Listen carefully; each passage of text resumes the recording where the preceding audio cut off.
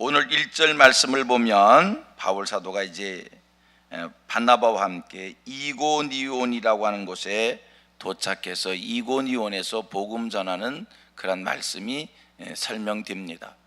바울이 이고니온까지 오는 과정 전에도 설명을 드렸습니다만, 우리가 사도행전 말씀을 공부하니까 바울의 전도 이 여정을 기억해 둘 필요가 있습니다. 바울 사도 안디옥 교회에서 전도자로 파송을 받아서 실루기아라고 하는 곳에 가서 배 타고 구브로에 이르게 됩니다. 섬입니다.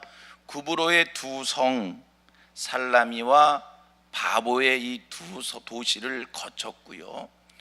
살라미에서는 마가란 요한이 수종 들기를 시작했고, 바보라고 하는 곳에서는 서기오 바울 총독이 바울 사도가 전하는 복음을 듣는 그러한 일이 있었고, 자, 술루기와 구브로 섬을 거쳐서 그 다음에 바울 사도의 일행이 밤빌리아 버가에 도착했을 때, 여기서 마가라는 요한이 예루살렘으로 돌아갔고 그런 사건이 있었고, 그 다음 비시디안 안디옥이라고 하는 곳에 이제 바울이 도착해서 이 비시디안 안디옥에서 첫 번째 설교를 했고요.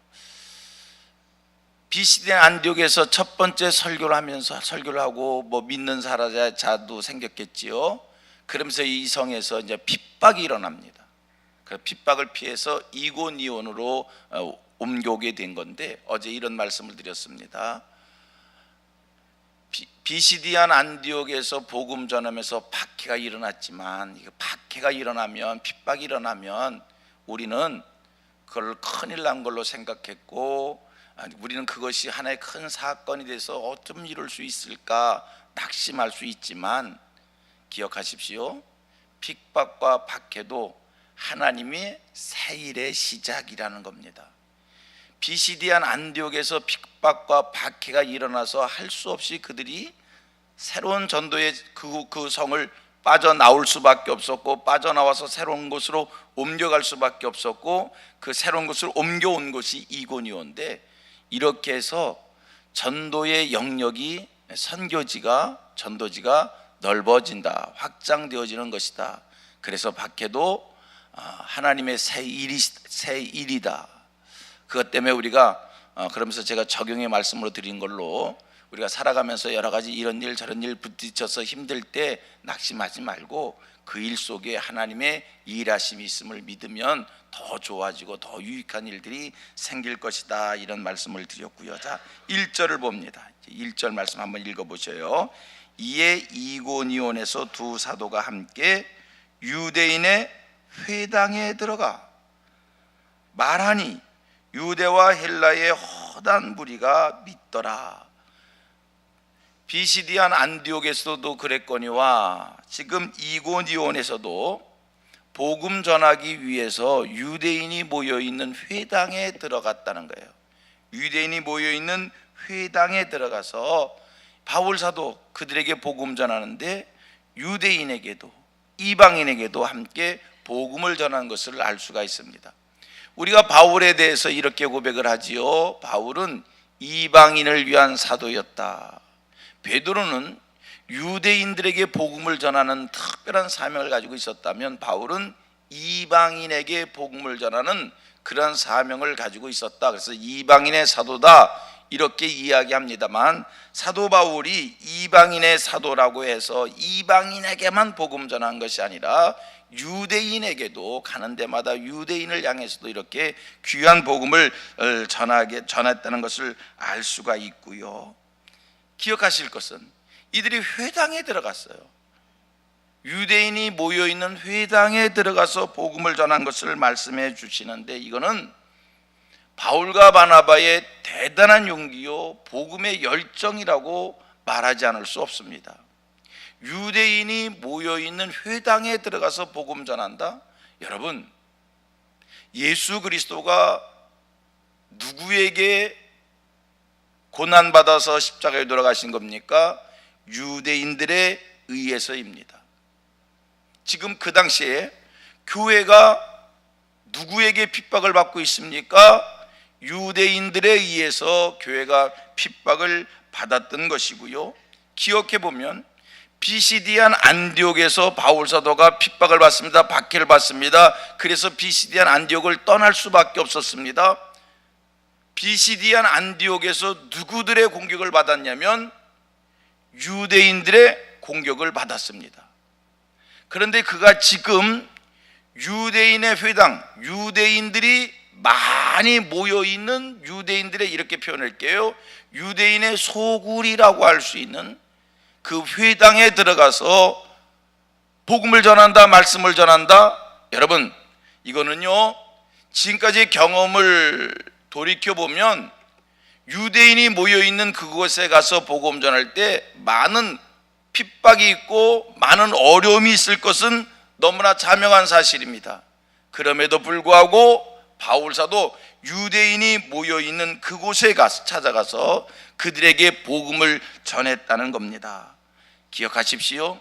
전도자는, 하나님의 뜻대로 살고자 하는 자는, 하나님 앞에서 살아가는 자는 이것이 하나님께 영광이 되는 일이고, 이것이 복음에 관한 일이고, 이것이 전도에 관한 일이고 옳은 일이라고 할 때 손해를 보고 핍박을 당하고 어려움을 겪는 것을 두려워하면 안 됩니다.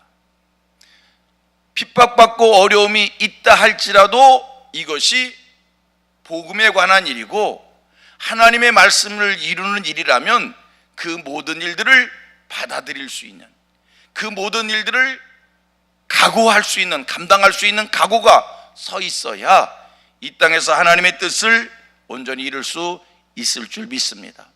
여러분, 이 악한 세상에서, 사탄이 왕노릇하는 이 세상에서 우리가 전도하고 선교한다고 할 때 환영만 받는 것이 아닙니다.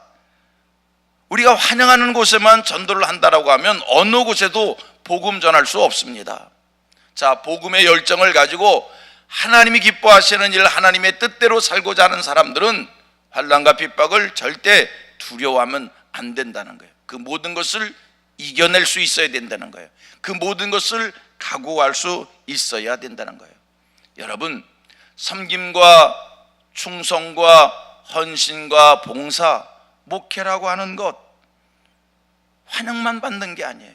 이 속에 어려움이 있을 수 있고요, 힘든 일도 있을 수 있고요, 눈물 뿌릴 일도 있을 수 있는 거예요. 그래도 그것이 하나님의 말씀을 이루는 것이라면 우리는 그 모든 것들을 각오할 수 있어야 된다는 것입니다. 여러분, 우리가 말씀대로 믿고 말씀대로 산다라고 하는 것 쉬운 일 아닙니다. 내가 말씀대로 믿고 말씀대로 살 때 사람들이 잘한다고 박수 쳐주고 사람들이 인정하고 사람들이 높여줄 것 같습니까? 조롱거리 될 수 있습니다. 그래도 그것이 하나님 앞에서 옳은 것이기에, 그것이 하나님의 말씀을 이루는 거기에 우리는 환난과 핍박과 시험을 조금도 두려워하지 않고, 자, 같이 고백합니다. 하나님 살아계십니다. 결국은 하나님의 말씀대로 됩니다. 아멘, 아멘. 이 신앙 가지고 지금 당장의 어려움, 환난, 핍박 타협하지 않고 정도를 갈 수 있는 하늘 백성들 되기를 축복합니다. 사도행전 14장 22절의 말씀이에요. 우리가 하나님의 나라에 들어가려면 많은 환난을 겪어야 할 것이니라. 데살로니가전서 1장 6절입니다. 많은 환난 가운데서 기쁨으로 말씀을 받아 우리와 주를 본받은 자가 되었으니. 여러분, 이 말씀 풀어 설명해 드려 볼까요? 우리가 주를 본받는 자 되기 위해서는 많은 환난을 겪어야 된다는 거예요. 환난이 올 때 그 모든 것을 기쁨으로 겪는 자들이 주를 본받을 수 있는 자가 된다는 거예요. 그냥 타협하면서 편하게 하기 쉬운 대로 대충대충 그렇게 그런 삶을 살면, 그런 신앙의 길을 갈면 여러분들 절대 예수 그리스도를 본받는 자가 될 수 없고, 그런 자들은 하나님의 나라를 약속받을 수 없는 겁니다. 환난도 시험도 때로는 핍박도 박해도 두려워하지 않고 그 모든 것을 당당하게 받아들이는 하늘 백성들 되시어서 여러분 이 땅에 사는 동안도 하나님의 말씀을 이루는 사람들, 하나님을 기쁘시게 해드리는 자들, 그리고 예수 그리스도를 본받는 자들, 그리고 하나님 나라를 유업으로 얻을 수 있는 자들이 다 되기를 축복합니다. 그 다음 1절 말씀에서 또 한 가지 교훈이 있어요. 회당에 들어갔다는 거죠. 회당이라고 하는 제도는요, 유대인들이 모여 사는 곳이라면 어디든지 만들어져 있는, 동네마다 마을마다 유대인들이 있는 곳에는 반드시 회당이 있었습니다.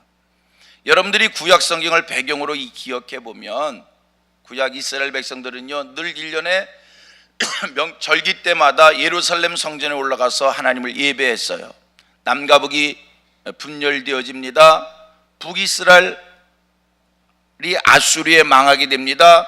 이스라엘 백성들이 온 천지로 흩어지게 되어집니다. 그들은 예루살렘에 올라가서 예배를 해야 되는데 남과 북이 나뉘어질 뿐만 아니라 나라 잃어서 온 천지에 흩어지게 되어지고, 그래서 그들은 예루살렘에 오를 수 없게 되어지니 자기들이 모여있는 곳에 회당을 만들고 거기서 예배하고 거기서 율법의 가르침을 받기도 하고 거기서 종교적 행사들을 하기도 하고 여러 가지 유대인의 공동체 삶을 거기서 이루어 갔어요. 그래서 유대인이 있는 곳마다 회당이 있었어요. 회당 제도가 있었어요. 그런데요, 바울 사도는 많은 전도지를 다닐 때마다, 여러분 사람을 만나고 접촉점을 찾는다는 게 굉장히 중요한 일 아니겠습니까? 어디 가서 누구를 만나, 어떻게 복음을 전할까? 내게 끓는 열정이 있습니다. 전도해야겠구나. 그런데 누구를 만나야 되고 어떤 방식으로 전도를 해야 되고, 이게 막막한 거예요, 답답한 거예요. 바울 사도는 그 전도의 열정을 풀어가는 데 있어서 유대인들에게 기본적으로 있었던 이 제도를 10불 환영했다는 거예요.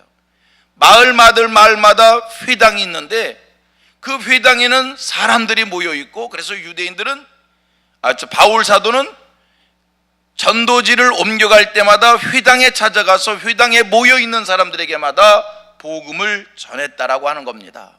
여기서도 우리가 귀한 깨달음을 한 가지 얻을 수 있는데 오늘도 마찬가지예요. 전도 어떻게 해야 될 거나, 오늘 세상에 있는 제도와 세상의 조직을, 그리고 또 내가 생활수단으로 이용하는 그 많은 편리함들 있잖아요. 그 모든 것들을 우리가 얼마든지 전도하는 일에 활용할 수 있다는 거예요. 한번 하나님 앞에 지혜를 짜내면 무엇을 새롭게 만들어서 새로운 조직을 만들어서 그 속에서 그걸 가지고 전도할까? 그것도 좋지만 기존에 있는 제도와 조직을 확실하게 이용해서 전도한다면 이것도 바울의 전도 방법 중에 하나고 성경에서 배운 전도의 방법 중에 하나이다. 기존에 있는 조직과 제도를 활용할 수 있는 것. 어떤 사람은요, 운전기사를 하면서, 택시기사를 하면서 얼마나 100% 전도로 자기의 직업을 활용하는지, 어떤 사람은 병원 의사를 하면서, 약사를 하면서, 학교 교사를 하면서, 기업체를 경영하면서 얼마나 자기가 마음속에 담고 있는 이 전도를 100% 활용하고 살아가는지 한참 덕스럽고 감사한 것을 우리들이 많이 볼 수 있는 거거든요. 이러한 지혜를 하나님 앞에 짜내서 오늘 내가 할 수 있는 그 일, 오늘 이미 드러나 있는 여러 가지 제도적인 것들 전도로 활용할 수 있는 지혜를 구하면 얼마든지 우리가 활용할 수 있는 것이 참 많이 있다. 그런 말씀도 우리 1절 말씀 속에서 교훈받습니다. 자, 더 긴 말씀 드리지 않습니다. 바울은 전도의 길을, 이 사명의 길을 가미에 있어서 환난과 핍박을 두려워하지 않았다는 거예요. 기존에 있었던 제도를 100% 활용했다는 거예요. 이 정신이 오늘 우리에게도 새겨져서 우리의 신앙생활 속에 어려운 일들, 환난, 핍박 두려워 말고 꿋꿋하게 말씀대로 믿고 말씀대로 살고 하나님 앞에서 옳은 삶의 길을 가는 저와 여러분들 되어지기를 축복하며, 또 내가 오늘 할 수 있는 그 모든 것들을 전도로 활용할 수 있는 귀한 지혜들이 생겨지기를 축복합니다.